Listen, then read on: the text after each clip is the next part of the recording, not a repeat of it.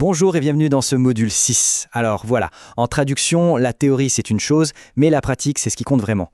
Aujourd'hui, on va plonger dans les applications concrètes des corpus, on va voir comment ces outils peuvent transformer notre travail au quotidien pour le rendre plus juste, plus naturel et au final beaucoup plus efficace. Alors la grande question que tout le monde se pose en traduction, comment on fait pour qu'un texte ne sonne pas comme une traduction ? Pour avoir ce rendu hyper fluide, vraiment naturel, la première étape, c'est de couper le cordon avec la langue source. Et c'est justement ça qu'on va décortiquer ensemble. Pour ça, notre parcours va se faire en 4 temps.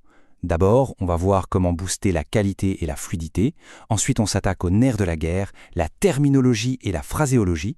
Puis, on verra comment les corpus nous aident à vraiment piger un domaine spécialisé. Et pour finir, comment ils nous donnent cette confiance, cette assurance pour valider nos choix. Allez, on commence tout de suite avec le premier point. L'idée, c'est de lutter contre ce qu'on appelle le translationese. Vous savez, ce style un peu raide qui sent la traduction à plein nez. Notre but, c'est que le lecteur final ait l'impression que le texte a été écrit directement dans sa langue. Et c'est là que les corpus entrent en jeu. Ils nous aident à faire le pont, à passer d'une traduction qui colle un peu trop à le texte de départ à un texte qui sonne juste, qui est idiomatique. C'est un peu comme regarder par-dessus l'épaule des locuteurs natifs pour voir comment ils s'expriment vraiment. Prenons un exemple, ça sera plus parlant. La dégustation de vin. Un texte italien parle de « il vanigliato del legno ». Comment on traduit ça de façon naturelle en anglais ?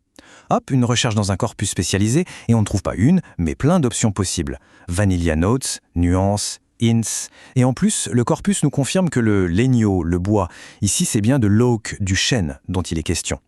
Le corpus devient une sorte d'inventaire d'expressions validé par l'usage réel. Et cette petite recherche d'équivalent nous amène tout droit au deuxième point, qui est en fait la raison principale pour laquelle on utilise des corpus. C'est vraiment leur fonction numéro 1. Et là, attention, on a un chiffre qui en dit long. 86%. C'est énorme. C'est la proportion de traducteurs qui se servent des corpus pour une raison bien spécifique. Et cette raison, la voilà, c'est l'extraction de terminologie et la recherche de colocation. Parce que le plus dur, ce n'est pas seulement de trouver le bon mot, c'est de savoir avec quels autres mots il aime bien s'associer, comment il vit naturellement dans la langue. Et c'est là que les corpus montrent toute leur puissance. Ils ne sont pas juste bons pour des mots isolés, non. Ils nous aident à craquer le code des unités problématiques. Prenez patient-centered par exemple. Le problème n'est pas de savoir ce que ça veut dire. Le problème est grammatical, structurel. C'est une subtilité que les dictionnaires, même spécialisés, laissent souvent de côté. On passe à la troisième étape. Parce que pour bien traduire, il faut avant tout bien comprendre. Logique, non ? Avant même de choisir le moindre mot, il faut s'imprégner du sujet. Et pour ça, les corpus sont de vrais alliés, pour faire un travail d'enquête en profondeur. D'ailleurs, il y a une méthode qui marche très bien, c'est celle de Durieux. Elle se fait en 2 temps. D'abord, on se fait une idée générale du sujet avec des ressources de vulgarisation, type encyclopédie, pour bien piger les grands concepts. Et seulement après, on plonge la tête la première dans les articles scientifiques et les sources pointues pour maîtriser les détails. C'est une approche super structurée pour s'approprier un nouveau domaine. Bon, maintenant qu'on a bien compris le sujet et qu'on a trouvé les bons termes, il reste une dernière étape, et elle est cruciale, être sûr de ses choix.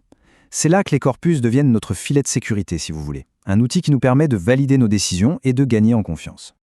Parce que le contexte, c'est la clé de tout. Prenez le verbe « répandre ». Dans la vie de tous les jours, on le traduirait par « to spread ». Simple. Mais si on travaille sur un texte qui parle d'insecticides, un corpus spécialisé va nous montrer que l'usage, c'est plutôt « to treat ». C'est cette petite nuance qui sépare une traduction correcte d'une traduction vraiment trop. Voilà, c'est exactement ça. Un filet de sécurité. Quand les dictionnaires nous laissent dans le flou, les corpus apportent la preuve par l'exemple, par l'usage concret. Ça nous donne le feu vert pour valider un choix, et même parfois pour oser un équivalent un peu plus créatif, un peu plus radical, parce qu'on sait qu'il est attesté. D'ailleurs, cet aspect de vérification est tellement important qu'environ 1 traducteur sur 5 continue d'utiliser les corpus, même pendant la phase de relecture finale. C'est une sorte de dernier contrôle qualité, pour être sûr que tout est impeccable, que les colocations sont bonnes et que le texte sonne parfaitement naturel. Donc au final, qu'est-ce qu'on retient de tout ça ? L'idée, elle est simple mais super importante. Le traducteur de demain ne va pas être remplacé par la technologie, non, il va être augmenté. Maîtriser les corpus, ce n'est pas juste apprendre à se servir d'un nouvel outil, c'est un vrai changement de braquet, une évolution de nos compétences qui nous rend plus rapides, plus précis et surtout qui nous donne une sacrée dose de confiance dans notre travail.